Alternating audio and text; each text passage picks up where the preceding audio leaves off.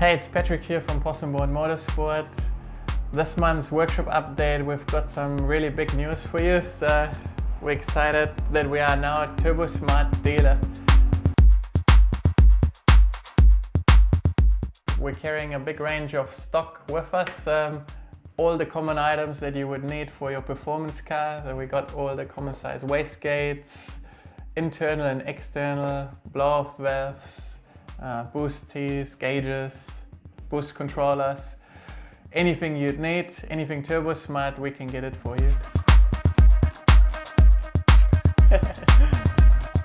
Here freshly arrived is a EJ25 block that just been closed sticked. But we can do all the EJ20s as well as the EZ30. Over here we've got a very nice example of a S15, very original and nicely modified. It's Nick's car. He's dropped it into us for Lvvta cert, as well as doing a few repairs on it. I think Nick's S15 is one of the tidiest around, so we're going to give you a quick tour to show you what it looks like. It's got R33 GTR wheels with Falcon tires in the back. The paintwork is in mint condition. I know Nick's a painter, so he's made sure that that looks perfect. Yeah, under the engine bay it's fairly stock, but again it's very clean in here. Very nice to see here, like in a time capsule. On the interior, Nick's done a couple tasteful upgrades, and he's got a steering wheel, Nadi steering wheel, all the way from Japan, which is one of the main reasons we're doing a certification on it now. We're gonna throw a little challenge out here, so the person that guesses the mileage of this car or gets the closest will get a free merchandise pack from us, which includes a cap and some PBMS stickers.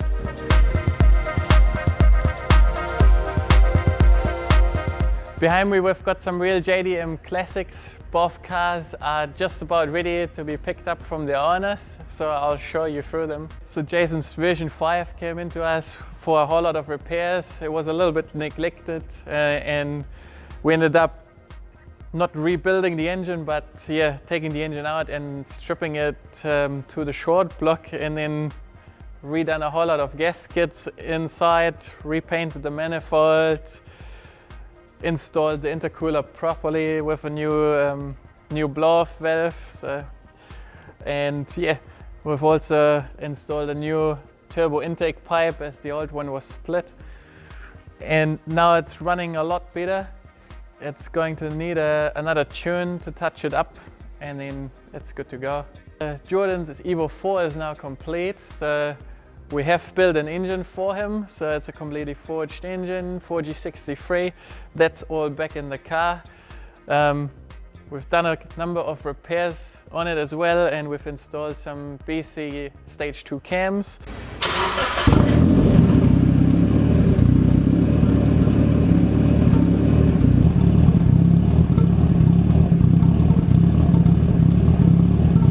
Just done a retune on it. It's made 284 kilowatt on 23 PSI, and it's a real fun car on the road. It's still using a factory style turbo. It's just got an Evo 9 turbocharger, so really good result, and yeah, very happy with it. This car is running a aftermarket, a bigger intake manifold as well as exhaust manifold. That helped us make that top end power.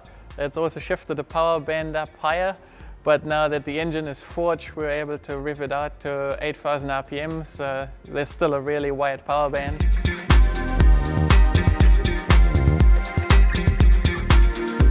Leo's GTR R33 came into us, had no clutch at all, so in the GTR we just fitted a twin plate Xtreme clutch. It's been converted from pull to push, as there's a lot more options available for that type. And so yeah, so that's all in. Everything's been bled up. The car's been parked up for about 4 years. We've also changed all the fluids in the car. Everything from brake fluids, coolant, gearbox, engine, all the transfer box. Everything's new. which is always a good policy if you have your car parked up for a long time, if you want to make sure it runs good again. And yeah, we'll see what else happens for the future. He might do a big power upgrade coming soon as well.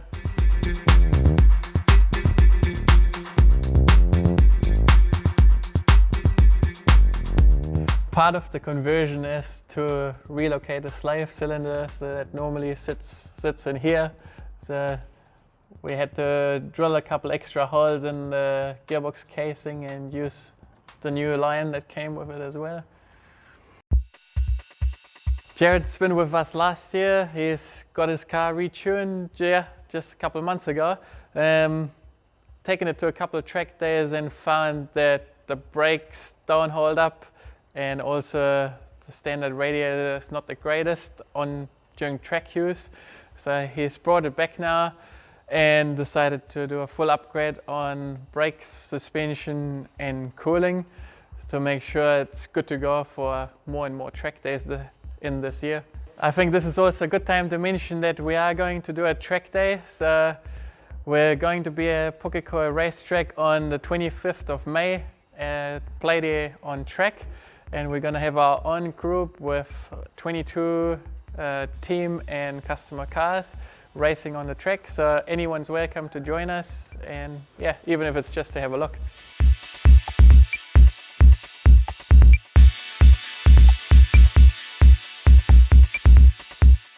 Yeah, so we've done adjustable coilovers all around. They're BC Golds.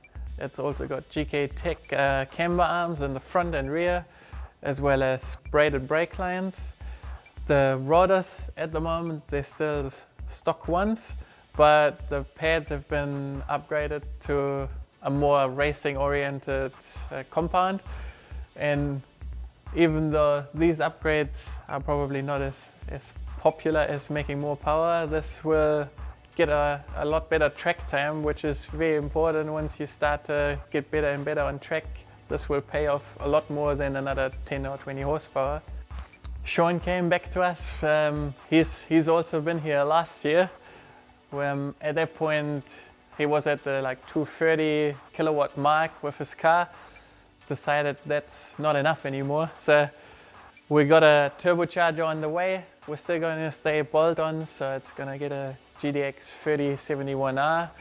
And wastegate is going to be change around, so it's going to be an external wastegate going forward. We're going to put a 40mm Turbosmart comp gate onto this, and also a bigger turbo intake pipe, and then retune it. It's already got a Link G4 Plus, so it's going to be well rounded. Fuel system is up to the task as well. So over here, something very exciting that we're very much looking forward to. It's engine block of spooled STI is back. That is an engine that we're going to be pushing very hard. It's not just going to be turbocharged, but also we're running E85 and we're going to push it to its limits. So we've gone for our PBMS closed deck modification, as well as start and sleeves, to make sure we can support the big power level. Considering the package that goes around it and the big displacement of the engine, our target is 500 kilowatt to the wheels at a minimum. So I'm really looking forward to seeing that happen on the dyno. Talking about power, can't miss this engine, which is almost completed. Evo 10 4B11 engine that we are building at the moment. It's got all the good parts in it. We're gonna aim for 450 kilowatts to the wheels with this. You can't see a lot now that it's put together, but yeah, it's got GSC cams. On the exhaust side, we're running a Magnus Motorsport Mavic Delete. That is recommended for all the Evo 10 high boost, high power applications, because the factory setup tends to fail. So it's cheap insurance running one of these. Having the Mavic Delete pulley on here, that will also allow us to dial in the cam on the exhaust side. So another good feature. Internally, we're running CP pistons as well as Manly Turbo Tough rods. They're really strong. Got a set of ARP 625 head studs that will be well capable of the power level. This is another car that we're going to tune for E85. The big injectors, radium drop-in twin pump fuel hanger is on the way as well. And yeah, another one that you definitely should watch out for when it goes to the dyno. Here we've got another 4G63. Nitish brought his car in for a good package of upgrades, including fuel system upgrades, turbo upgrade. He was going for around the 300 kilowatt mark. And now, unfortunately, the engine didn't play its part in the game, so we had to take it out, and yeah, we found that it has worn some bearings. Over here we've got one of his pistons. As you can see, there's a lot of wear on the skirt. That caused quite a loud noise. So once we started to install our tuning gear and our knock block, we could hear a noise that is not normal, and we started to do a few checks before we put it on the dyno. Luckily we did, because yeah, obviously this engine wasn't ready to make the 300 kilowatt. At the positive side, now we are rebuilding it. We're rebuilding it with very strong components. Once it's all back together, it will be capable of doing 400 plus kilowatts. I'm sure there's going to be more happening in the future. Over here we've got a little private project that's of one of our mechanics. He's just rebuilding his RB. Had a few issues. He's going for the full forge build and gonna run it at a number of events hopefully this year. Our whole team is very passionate about performance cars and racing, so it's good to see they're spending their free time working on their own projects. He's chosen CP Carrillo pistons for his build. They're super strong and they should be able to handle all that he's going to throw at it. Yeah, this month we've got a lot of Skylines here. So there's another, this time a R34. We're going to be basically completing the project for the customer. We're fabricating the intercooler piping to suit. Also gonna plumb up the turbo, make a downpipe for it, install a wastegate, bunch of other little bits and pieces on it, and at the end of it, yeah, tune it up, make sure it runs good and makes all the power. It's already got a link ECU in it, so when it comes to tuning, it will be straightforward for us. Carl's car is finally completed, so this was also an engine that we've built. We've got everything back together, upgraded the fuel system. It's now got top feed injectors and everything's ready to go. So we've run it in on the dyno and it's just awaiting its dyno tune. It's got a forged bottom end. The cylinder heads are factory cams, just upgraded valve springs. It's running a GT3582R and we're expecting to make very easily around 300 kilowatt. We're going to tune this car with the G4 Plus already installed. Carl already had a number of switches in there as well that we've repurposed to use them for launch control and different boost levels. Also, I guess another nice thing to see on this here is running a front-facing plenum, keeping the intercooler runners quite short. Looks nice and tidy now. As we know, we were going to aim for a lot more power than these came out factory. We started to have a look at the fuel pump. We were going to hardwire a Walbro 450 liter per hour pump, which is in there now. But while we were doing it, we found that there's a lot of rust inside the fuel tank, which with these now being a lot older is not uncommon. So if they are sitting around for a period of time with no fuel in there or just not moved at all, they can rust. So we had to drop the fuel tank, acid dip the whole tank, and then recoat it on the inside and repaint it on the outside to make sure it's good for another 25 years.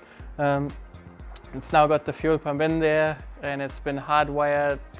We've used some high quality wire to hardwire the fuel pump directly to the battery to make sure there's no issues. The factory fuel pump wiring is quite old in this car, obviously, but also the factory fuel pump never had as much current draw as a high flow fuel pump will have. So it's always a good idea to bring the wiring up to to meet the same requirements that the fuel pump has. To complete the fuel system, we've installed radium fuel rails with 1000cc injectors, and we've also upgraded the fuel pressure regulator, so it's now got a 800 horsepower Turbosmart regulator. Thank you for watching this month's workshop update. I hope you enjoyed it, and also hope that you're going to watch May's update, which is going to come. So thank you and see you again.